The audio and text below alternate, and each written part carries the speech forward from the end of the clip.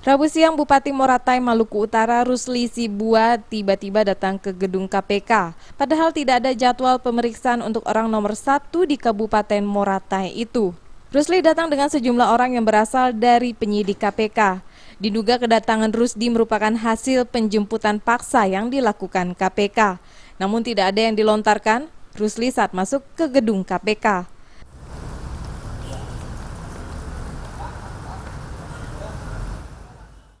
Kepala Bagian Pemberitaan dan Publikasi Priharsa Nugraha membenarkan KPK telah melakukan penjemputan paksa terhadap Bupati Moratai Rusli Sibua. Menurut Priharsa, penjemputan paksa dilakukan karena Rusli sudah beberapa kali tidak memenuhi panggilan KPK. Meski yang bersangkutan menyampaikan ketidakhadirannya kepada KPK, namun alasan ketidakhadiran Rusli dianggap penyidik tidak layak dan perlu dilakukan penjemputan paksa.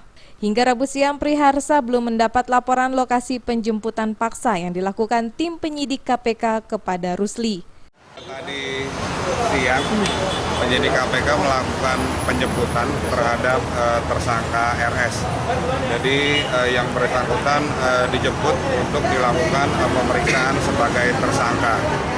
Kenapa dijemput? Karena dua panggilan terakhir yang bersangkutan itu tidak hadir dengan memberikan keterangan memang, tapi oleh penyidik dianggap bahwa alasan tersebut tidak layak dan patut, sehingga penyidik merasa perlu untuk melakukan penjemputan terhadap tersangka RS untuk dilakukan pemeriksaan segera pada hari ini.